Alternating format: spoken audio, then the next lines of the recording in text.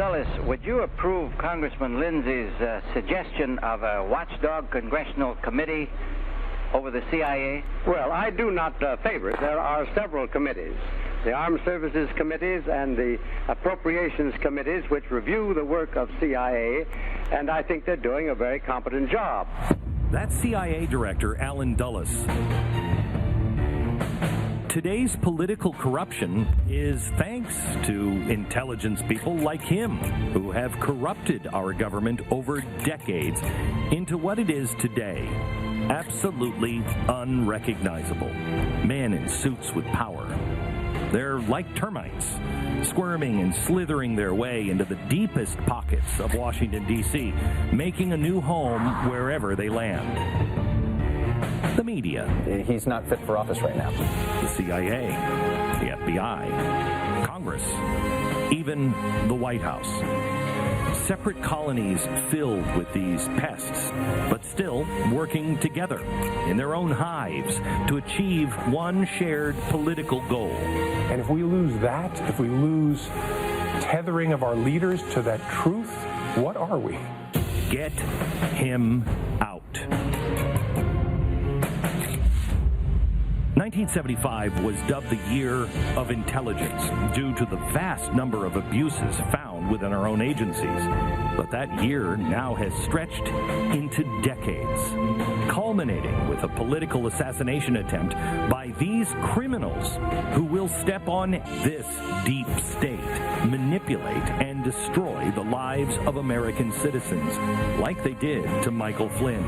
I'll show you exactly what happened, who was involved, why it is more important than ever to extinguish these termites that are gnawing on the pillars of our society.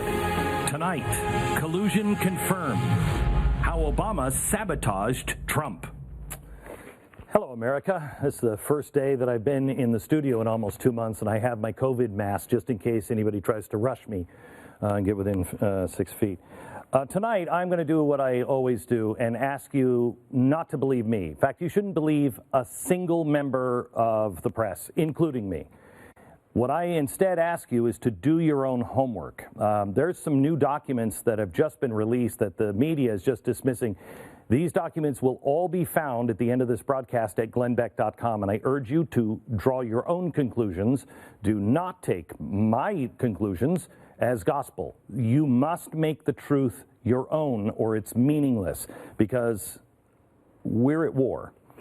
And this country is not going to survive unless we come together and actually recognize the truth. And I'm going to show you the truth, and it's not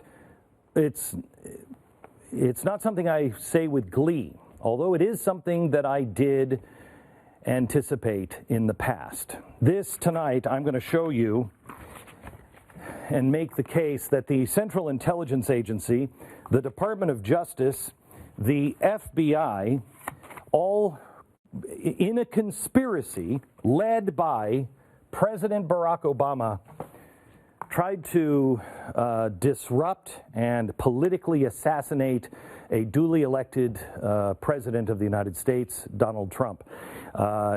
It was not just because they didn't like him. It is because they wanted their own deep state government, which they had worked very hard to put in. They knew they had to start with Michael Flynn because he knew where all the bodies were buried. And it did involve members of intelligence, law enforcement, National Security Council, Justice Department, multiple other presidential cabinet members. And a lot of it is right here, but there's many more documents that are going to come out. And when they finally do come out, I think we're going to see some perp walks. And if we don't see high-level people on camera during a perp walk, I don't believe that the United States survives. When all of this comes out, you will see it's going to make Watergate look like a little children's tea party or a minor case of jaywalking. I've been saying this since Obama got into office, and the reason why I said it is because the press gave him a pass. They never called him on anything. He could do no wrong. He was scandal-free, and when you're in that atmosphere, power intoxicates, and you think you can get away with anything. But I knew it would come undone. this is the first time we could find it today. We started looking. This is what I said in 2011. Listen. Once you open this can of worms, you're going to find all kinds of stuff. I told you at probably 8 months into this administration, when the investigations start, if they ever do start, you will find that this administration is more corrupt. It's going to make Watergate look like a picnic. Okay, well, what I'm about to reveal to you is going to make Watergate look like a picnic, and it is only one. The reason why I put timeline number 1 up here, General Flynn, is because you will see this even ties into the timeline we did with Ukraine and Joe Biden. There are many timelines that we're going to be doing. This is just the first episode on this. Now, you've probably heard what I'm talking about as deep state. But I see it like a infestation of termites. And the reason why I say that is because I just had termites in my barn, and I ripped up all my floors. And as soon as I did that, they were like, what are you doing? You shouldn't have done that, because now they go deep into the ground. Now you can't kill them because they're not on the surface. They're down in the ground. And that's exactly what this deep state has done. As you watch the show tonight, I want you to keep this one question in mind. What did President Obama know? Now, this is really key, because his faithful lackeys, as they're all about to be exposed, will try to cover for their old boss and cover their own butts. The media is going to latch on to this, what I show you tonight, and say it's conspiracy theory. No, this is a conspiracy. It is. But we now have the facts to back it up. Everybody's going to say it was just rogue agents. It's not. We know better. What did Obama know? Well, I'm about to show you. I want to take you first back to 1975. It's an interview with Senator Frank Church on NBC's Meet the Press. Watch. There would be no place to hide if this government ever became a tyranny, if a dictator ever took charge in this country. The technological capacity that the intelligence community has given the government could enable it to impose total tyranny, and there would be no way to fight back, because the most careful effort to combine together in resistance to the government, no matter how privately it was done, is within the reach of the government to know. Such is the capability of this technology. Now, why is this investigation important? I'll tell you why. Because I don't want to see this country ever go across the bridge. I know the capacity that is there to make tyranny total in America.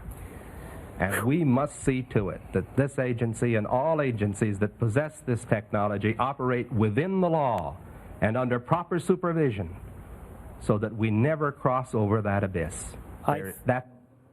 I think we are across that abyss now. I don't know if we can get it back, but if the American people don't stand up, we will not. And that was with 1975 technology. Imagine the power our government has now. All right.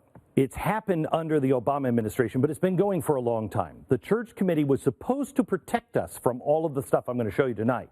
They were termites within the intelligence community and law enforcement. And we were told they were all gone, but they went deep down. The FBI, during FDR's administration, had gotten so bad that J. Edgar Hoover was providing the president with information on his critics. Hoover kept the case files on famous American citizens' sex lives, including JFK, Martin Luther King Jr., Rock Hudson.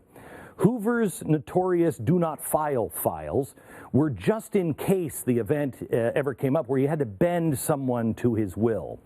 Well, after he died, the Church Committee, we were told, ended all of this, but they went underground.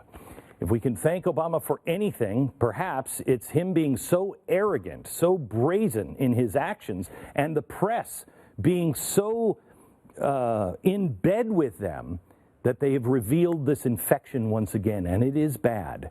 So what did Obama know? Well, let me show you. I'm going to lay this case out for you tonight. I'm going to populate this later. But because everything is coming out in dribs and drabs, and the media always covers little things and they don't tell you the whole story, I'm going to put it in one storyline. And what I'm going to show you is the setup, the poison, the twist, the plot thickens, the alibi, the setup, the trap. Okay? So let's go back to February 2018. Senators Grassley and Graham ran across an interesting email. Here is the story here. that Susan Wright sent to herself. And it was weird. She wrote this as she was walking out of the Oval Office in the White House for the very last time. It was Inauguration Day. And the email just memorialized a meeting that took place in the Oval Office on January 5th, 2017. Now, I want to show you the people that were involved according to this email. She says that in that meeting was President Obama, James Comey, and Sally Yates, okay, along with the president. Now, this is what she typed out as she closed up shop and walked out the White House. And she said, quote, President Obama began the conversation by stressing his continued commitment to ensuring that every aspect of this issue is handled by the intelligence and law enforcement communities by the book. The president stressed that he is not asking about, initiating, or instructing anything from a law enforcement perspective. That line is the killer. He reiterated that our law enforcement team needs to proceed as it normally would by the book, end quote. Now, the reason why this is so important is because it's almost as if everything that happened on this date, January 5th, the plot thickens, didn't have anything to do at all with keeping everything by the book. It makes this document a verifiable lie. Now, Adam Schiff has been successful for several years in hiding additional documentation from getting out, but there's a new sheriff in town. It's Acting Director of National Intelligence, Richard Grinnell. He has begun to open up the floodgates, and it all started last week. And all of this stuff, you can't disagree with it. It's all the stuff that was testified to under Adam Schiff. It's all of the documents that we have. We've only had one side of the story. They couldn't make the case. Oh, you'll understand it here in a minute. Now, we know because of these documents, there were a few other people who were in attendance. Here is this. This is an addendum, this header of the classified email that Susan Rice herself wrote to herself on Inauguration Day. And she identifies a few more people. She says that also in that meeting, along with Barack Obama and Sally Yates and Comey, is good old Uncle Joe Biden. Oh, but we're not done. We also now have a redacted version of the Sally Yates classified testimony that she gave to Congress from the SCIF, and she says John Brennan was there, as was James Clapper. This is the gang you need to remember. She also mentions others from the National Security Council as well, but didn't name any specific names. I would speculate, and this is just my speculation, and you'll understand why, Samantha Power and Ben Rhodes, but I'll get back to that in a second. So if you're keeping track now, the players we've identified so far, Comey, Brennan, Clapper, Rice, Yates, Biden, and the ringleader himself, Barack Obama. I'm going to circle back to what Yates testified about later on, but first, I want to start with the director, John Brennan. We know that the FBI started the Russia investigation in 2016, the spring of 2016, and it was all due to some ridiculous thing someone heard George Papadopoulos say in a bar, supposedly. We now know from reports in The Guardian that the UK's version of the NSA, the GCHQ, was actively involved in monitoring low-level Trump campaign people. So foreign government, have you heard any of this? Listen to this from The Guardian. The precise nature of these exchanges has not been made public, but according to sources in the US and the UK, they formed a suspicious pattern. They continued through the first half of 2016. The intelligence was handed to the US as part of a routine sharing of information. The article goes on to expose that the head of the GCHQ, Robert Hannigan, flew to the United States and went straight to, guess who? John Brennan. Now, John Brennan is not his U.S. counterpart. Why would John Brennan have a meeting with this guy? Because his counterpart would have been the head of the NSA. Is there an ideological bond with Brennan? Was it to get rid of Trump? We don't know yet. But it's the only thing that makes sense given this abrupt break in protocol. And one other thing, because that's pretty flimsy there. But let me just give you something else you've never heard. Robert Hannigan has resigned. He left his post on January 23rd, 2017, 3 days after Donald Trump's inauguration. Big deal. It is, because this news never made it across the ocean. The media in the UK were all over it, but our media didn't understand or didn't want to understand what was going on. The media over there was left to speculate on the reason for the abrupt resignation and the weird timing, and they said, quote, his sudden resignation, he informed staff just hours before making this decision public, prompted speculation that it might be related to British concerns over shared intelligence with the U.S. in the wake of Donald Trump becoming president. So John Brennan was getting unofficial intelligence obtained outside official protocols. The guy who was giving it to him resigns as soon as Trump becomes president. And he's giving that information to like-minded people like Comey. From Brennan's May 23, 2017 congressional testimony, quote, I made sure that anything that was involving U.S. persons, including anything involving the individuals involved in the Trump campaign, was shared with the FBI. The information, again, shared unofficially outside of protocols, started this entire thing. From the Brennan testimony, quote, I was aware of intelligence and information about contacts between Russian officials and U.S. persons that raised concerns in my mind about whether or not these individuals were cooperating with the Russians, either witting or unwitting fashion, and it served as the basis for the FBI investigation. So that information given by supposed allies and information that sounds like it was directly ripped from the Steele dossier started this entire thing. And John Brennan is the head of the table. He's taking the Steele dossier from a British spy paid for by Clinton and the Democrats, and Robert Hannigan, another spook from England, giving it to John Brennan, strangely. Well, this information from the Steele dossier went directly to Harry Reid. It prompted Reid to write an official letter to the FBI. It referenced the allegations of Carter Page, met with sanctioned Russian officials in Moscow. Remember, Carter Page is the guy who was set up by the FBI. They lied about him to get the FISA warrant. Remember that story? The only place any of this stuff can be found is in the Steele dossier. So Brennan was using opposition research peddled by our friends in the UK, not to prove any guilt, but to give the appearance of guilt. This is really important. Now, in February of this year, the New York Times reported the Justice Department's investigator, John Durham, is directly looking into this. Oh, hopefully heads will roll. In Brennan's own words, his information didn't just start the Russia investigation, it, quote, served as the basis. So, got to remember that line, and remember the question, what did Obama know? Well, Obama knew a lot. Text messages between Peter Strzok and Lisa Page make that really pretty obvious. Those texts were officially revealed publicly in the Inspector General report last year, but we didn't have all the context. Page said to Strzok, I can tell you why you're having that meeting. It's not what you think. Strzok to Page, talking points for the director. Page to Strzok, yes, because POTUS wants to know everything we're doing.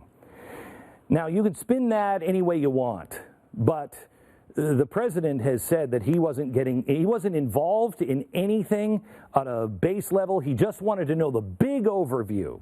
Now, these texts were sent on September 2nd, 2016, 2 months after the Russia investigation and the Trump campaign began. So what did Obama know about what the FBI was doing with John Brennan's information?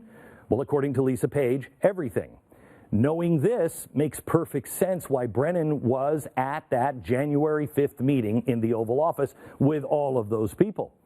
But we're just getting started, because you don't know who else was at that meeting and why it's important and what the documents that you'll find at glennbeck.com prove.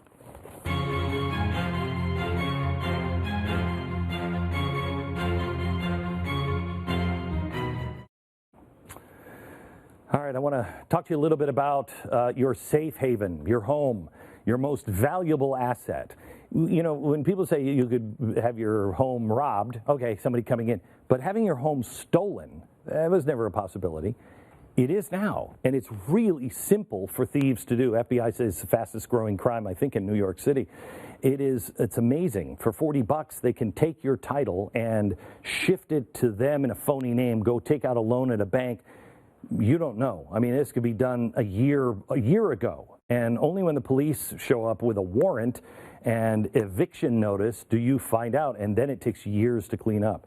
There's one company that stands at that gate where all of the titles go in and out, and that is Home Title Lock. And if you're a member of theirs, when your title changes hands, they immediately contact you and say, did you just sell your house? If you say no, you're not a victim of home title fraud. You're a survivor, and they will clean it up. It's the alert that makes things work for you, so you're not backed up in all kinds of trouble. I want you to use the promo code Beck when you go to the name at the screen here. It's HomeTitleLock.com. Use the promo code Beck. You get 30 days of protection to help you through this crisis and find out if you're already a victim. That's promo code Beck at HomeTitleLock.com. I want to thank you so much for becoming a member of the Blaze TV. It is because of your help every single month, your subscription, that we can afford to do these things. We have assembled some of the best voices. Mark Levin had a theory of a conspiracy back in 2017. Now we know it's no longer a theory. It's proven. He's not a conspiracy theorist. He was right. Just like Einstein's theory of relativity. We don't know if that's right yet. It's a theory. This is not a theory. And we will stay on this story, and we're going to connect all of the dots, but we need your support at BlazeTV.com. This week ends our special biggest discount ever, $30 off your year's subscription. Please subscribe now. Okay, let me take you to December 29th, 2016. General Flynn spoke to the Russian ambassador. Oh my gosh. Before I go into that specifically, how do we know this ever happened? Well, we know because it was mysteriously leaked by someone as well. Mysteriously 3 years ago, back in 2017. And that mystery was solved as multiple Obama administration officials began to get outed unmasking people's names in communications intercepts. Now, this is really important for you to understand. It's a big deal. Unmasking refers to the process of identifying the names of United States citizens that have been caught up in the surveillance of foreign counterintelligence operations. And there is a system in place to keep our names private in these cases. But every once in a while, a request is made to unmask a name so investigators can get more context on what's going on. The system protects privacy. It protects us from the government if they ever wanted to publicly smear or embarrass us. And that's exactly what the Obama administration was doing. Unmasking Trump campaign names, doing legitimate work with the specific intent of leaking information to orchestrate a political coup.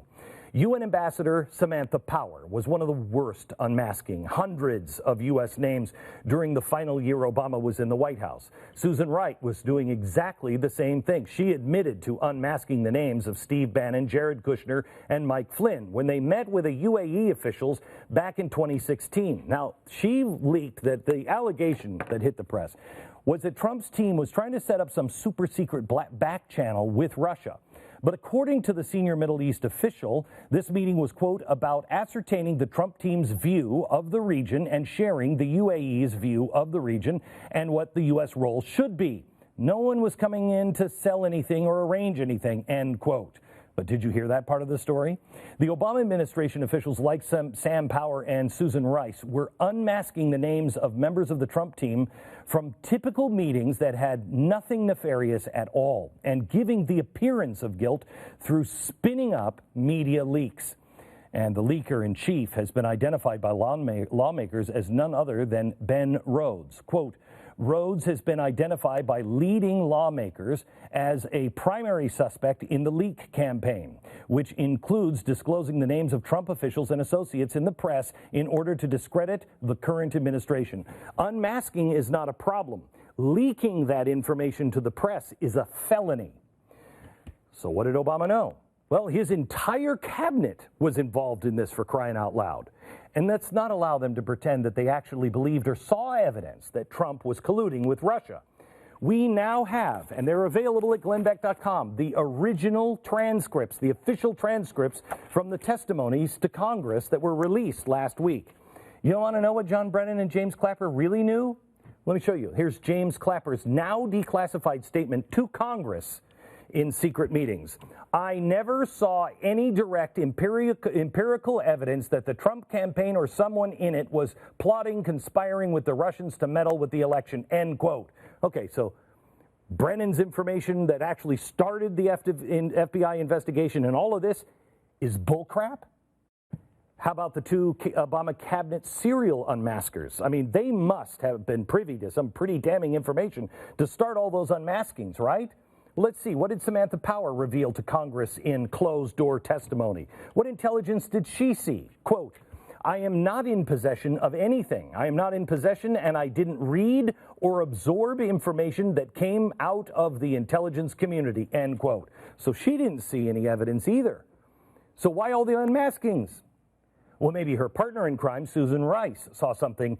You know, if anyone in the Obama cabinet saw something dirty, it would be her, right? Let's find her quote. Quote, to the best of my recollection, there wasn't anything smoking, but there were some things that gave me pause. I don't recall intelligence that I would consider evidence to that effect of what I saw, conspiracy prior to my departure. I don't recall any intelligence or evidence to that effect. My gosh, these guys could have been testifying for the president. So how about Ben Rhodes? Maybe, just maybe, he was privy to additional information that Power and Rice weren't. Maybe that's why he supposedly leaked all the information to the press that he was getting from his two colleagues. If so, I'm sure he told Congress, quote, I wouldn't have received any information on any criminal or counterintelligence investigations into what the Trump campaign was doing, so I would not have seen that information. I saw indications of potential coordination, but I did not see, you know, the specific evidence of the actions of the Trump campaign. So none of them had anything. That's why Schiff couldn't prove anything. They took typical campaign transition team actions. If they would have done that, it would have been fine, but they didn't. They took the actions and gave it the appearance of guilt, and they weaponized the vast resources of the intelligence and law enforcement resources of the United States government to do it. They don't care who they step on and what lives they destroyed in the process. The case against General Flynn explains everything. You want to know what Obama knew? The U.S. government versus Mike Flynn holds the key.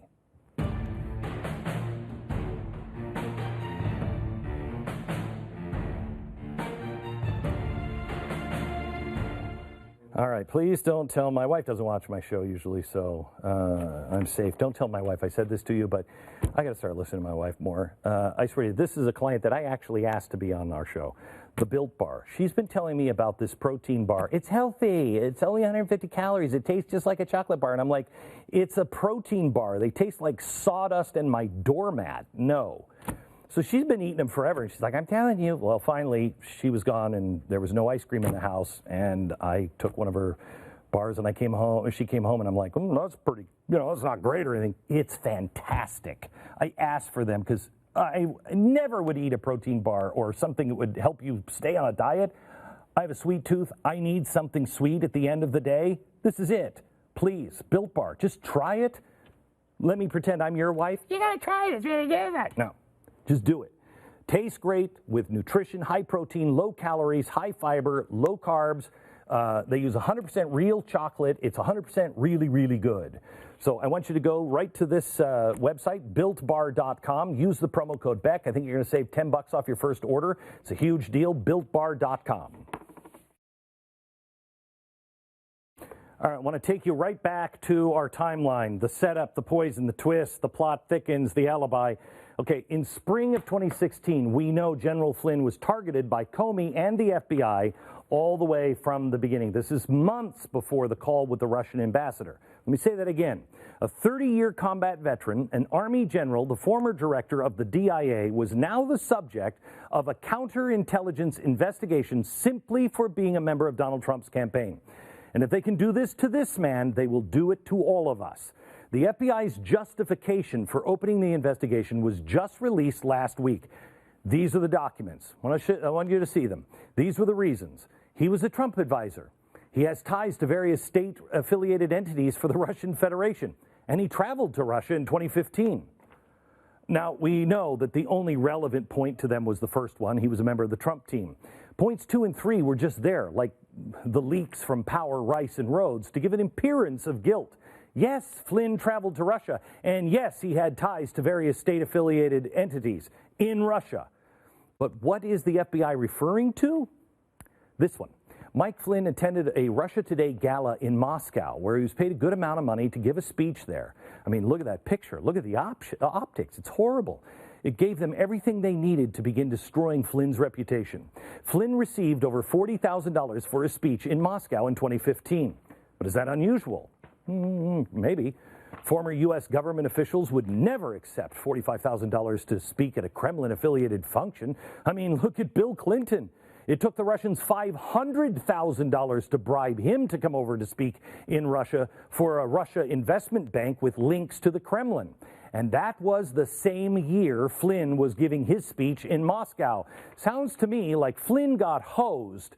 But there's also one thing we can absolutely guarantee. The FBI never opened a counterintelligence investigation into Bill Clinton for doing exactly the same thing that Flynn did. And I wonder why. Well, one was advising Donald Trump and the other was married to Hillary Clinton. So it makes sense. General Flynn was the perfect scapegoat. They had all the optics covered via the 2015 Moscow event, and now all they needed was something that really drove it home. And that brings us to the mysterious leak of Flynn's call to the Russian ambassador. Now, I want you to look at this. This is recently declassified document from the FBI. Again, all of these documents are available at glennbeck.com. Check out the date, January 4th, 2017. This was sent just a few days after Flynn's call with the Russian ambassador. The document you're looking at is the closing communication regarding Mike Flynn. I urge you to really read this document. It is astounding. The FBI investigators found nothing wrong with General Flynn, nothing. They declared that he was, quote, no longer a viable candidate in the overall Russia investigation. You have to read it for yourself because it's way beyond that. In other words, the FBI cleared him of any wrongdoing. Now, this is where it should have ended, but instead, the twist on January 4th is the biggest surprise of all. The FBI clears him. The Justice Department says we're closing the case. Now, I told you to take note of the date, January 4th, because one day later is the infamous office meeting with Obama's cabinet members, all of these guys. I want to go back to Sally Yates' testimony that was just released, which describes what went down during that meeting. Yates was actually surprised. She describes how the majority of the participants were dismissed, but Obama told Comey herself to stay behind. Obama began immediately talking about Mike Flynn. The meeting ended with talk of prosecuting Flynn under the Logan Act. Now, let's just remember, the Susan Rice alibi is, he said, we're not pressuring anybody to do anything. The FBI said the day before, we're closing the investigation. Here he's saying, you're not going to close. In fact, do we have anything we can do? The FBI says he's innocent. Agents involved said he shouldn't even be part of an overall investigation, but Barack Obama himself asked the heads of both the FBI and the DOJ to make it an issue again. If you need a smoking gun for what Obama knew and what he did wrong, it's right there. That's Obamagate. He knew everything, and he was now giving veiled orders on how to proceed next. The Logan Act is this obscure law from the 1700s that says no private citizen can speak for the U.S. government. And this is a time before there were telephones. And some random schmo could walk in, into another country's capital and go, oh, I got my white wig and I'm representing the U.S. government. It's ridiculous in this day and age, but it's also unconstitutional. There's a reason no one has ever been prosecuted under the Logan Act. John Kerry has secretly been trying to run a shadow foreign policy with Rand for years, and he's not prosecuted under the Logan Act. That's how flimsy this is. Now, on January 23rd, to make it worse, January 23rd, here they're saying, no, don't dismiss this, get him. January 23rd, after the alibi, the setup. What do? The Washington Post reports that Flynn was all but exonerated, but the very next day, the FBI has their famous trap, their interrogation of General Flynn. His lawyers weren't there. He was safe. Everybody said he's safe. He didn't know that they had conspired to trap him. In recently handwritten notes from the FBI investigators and interrogators that day, you see right here, they reveal the goals: to get him to lie or to get him fired and to use the Logan Act. This FBI agent was asking, should we be doing this? The exact same strategy discussed in this meeting. That FBI interrogator on this day said, I don't know if we should be doing this. This was the line that ruined Mike Flynn's life. Tell me if you think it's justifiable. When you see the report of what he said, the report in the interviewing FBI agents filed regarding the conversation with Flynn, when asked if Flynn told the Russian ambassador not to escalate a situation after Obama imposed deep sanctions on them, his response was, not really, I don't really remember. I don't think it was, don't do anything. Well, maybe it was, maybe it wasn't, but we don't have a transcript of that. That's it. That's supposedly their Logan Act smoking gun. Hey, don't escalate things. We've got a new guy coming in. As is always the case with that ridiculous law, it's never enforced. So they nailed him with lying to the FBI, even though it has no merit. Lying to the FBI in itself is not a crime. If an FBI agent says, hey, buddy, you like all your wife's cooking? And you're like, oh, I love all of it. Yeah, they can't throw you in jail because you detest her meatloaf. It's not material to anything.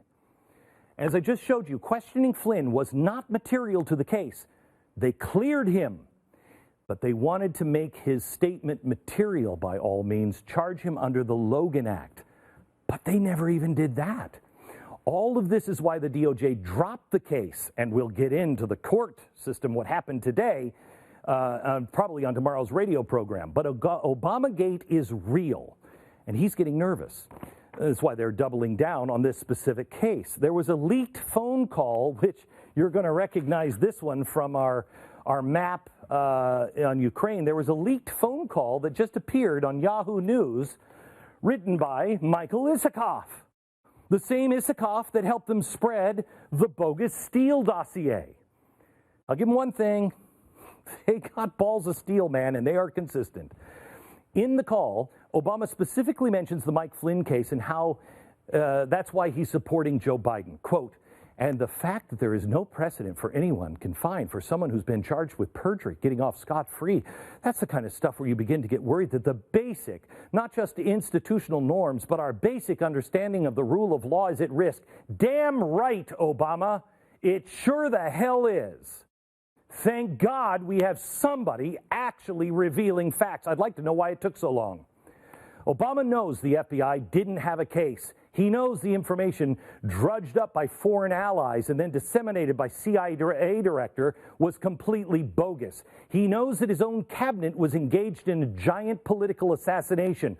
What else does Obama know? He knew everything. Everything Senator Church feared back in 1975 came true under the Obama administration. The arrogant moves against Donald Trump finally exposed all the termites that are infesting our system. So I guess we could say thank you to Obama for that. But I'm telling you, if you don't stand up and demand people go to jail, our republic will not survive. We must correct course.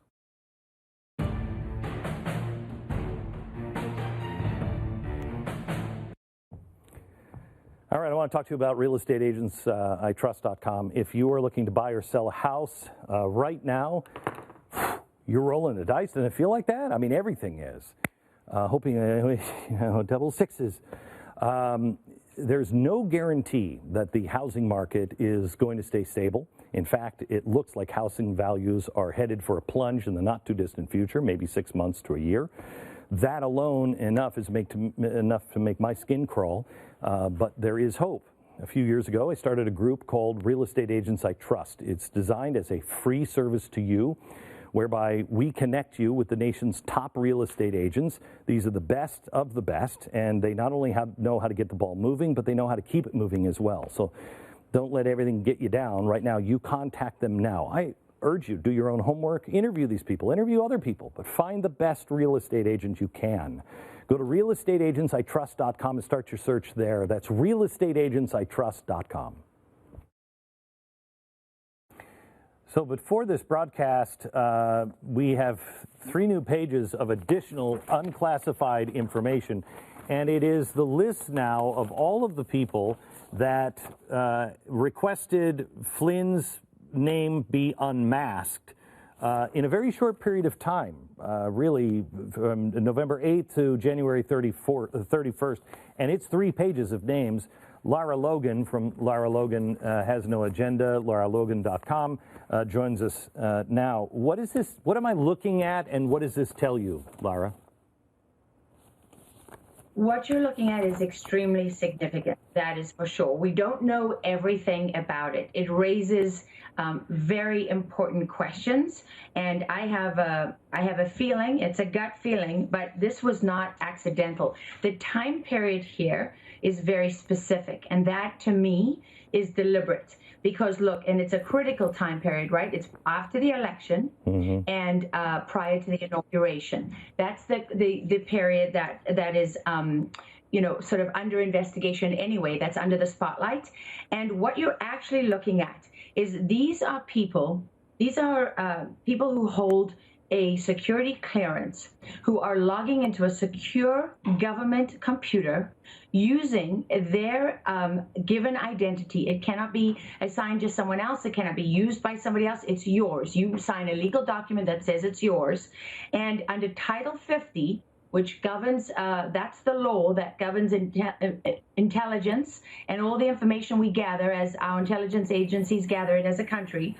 And under that, this is a direct link. This is what you call incontrovertible evidence that these people did request this information on that date. They've got much more information than this, but this is basically a roadmap. And now these people have to answer questions. Why would the ambassador to Italy need this? We have the ambassador to the United Nations. She requested unmasking 1, 2, 3, 4, 5, 6 different times. We have 6 separate people from the Treasury Department asking for it to be unmasked. Why? Is this unusual that this many people would be asking for a name to be unmasked? It certainly seems to be extraordinarily unusual. This many people in a short amount of time, and I'll tell you why. Because the reason that name is masked is because the United States government at the time did not have a legitimate basis to investigate Michael Flynn. And that's the same standard, that's the legal standard for every single U.S. citizen. They have the authority, counterintelligence monitors every foreign diplomat on U.S. soil. But what they don't have the authority, the legal authority to do, is to monitor U.S. citizens without a legal basis to do so. So it's standard procedure to mask the identity of every U.S. citizen they call it incidental collection, right? That person is not the object of your surveillance. The ambassador would have been the object of the surveillance. So Michael Flynn's name is collected incidentally. And in order to violate his Fourth Amendment rights, you have to have a justification for that. Specifically, you need it in order to understand the intelligence. And when you do so, it's supposed to be very specifically and narrowly defined by that issue and to the people who need to know that information. Any person that goes on television or whose name goes into print saying that unmasking happens all the time, this is standard procedure, nothing to see here, move on, that is 100% an admission of guilt. Somehow, that individual is complicit in the cover-up that's going on here because it is a lie. It is 100% not true. It's a felony. If you have to go in, be secure, have that name, read it, that's for your eyes only. If you reveal it or leak it and it gets out, when these people are saying, I've talked to some sources that say blah, blah, blah, that's a felony. That's a felony. And this is what this is supposed to lead us to, are those people that were leaking those names.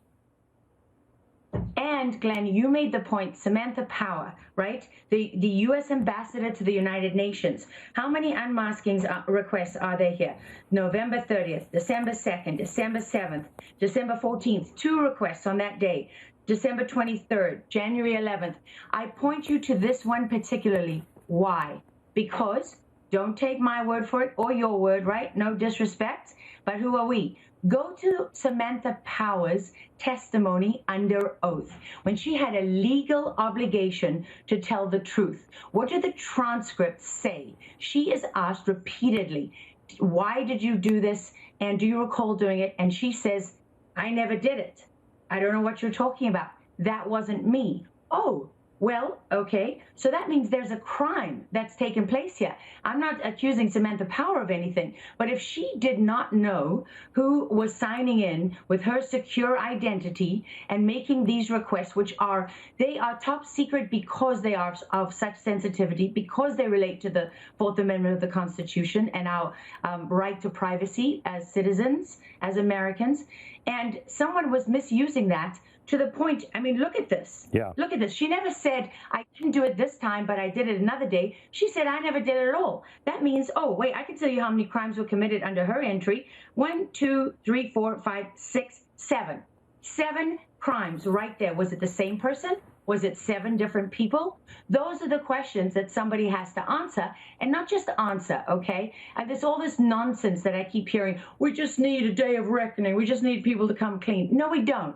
We don't. We need the rule of law to be upheld so that everyone knows that this is a country where the rule of law is respected. Okay. And we're tired of having 2 systems of justice. Lara, thank you very much. We'll be back in just a second. More with Lara Logan next. Lara, I'd like to pick your brain on this one last thing. People are saying, well, he pled guilty. Case closed. Why are we retrying this?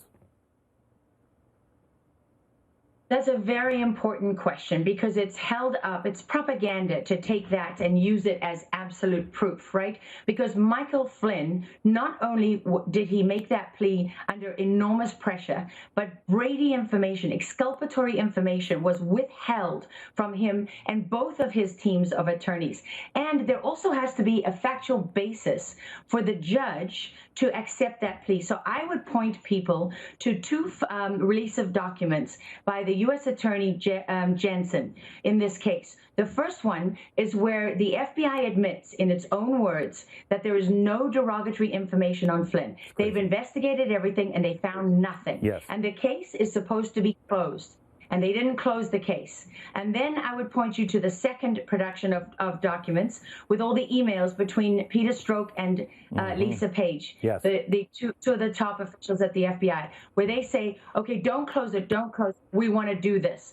That is where they went very, very wrong and exposed themselves. Lara Logan, thank you so much. By the way, those documents and all of the documents related to tonight's program are at glennbeck.com.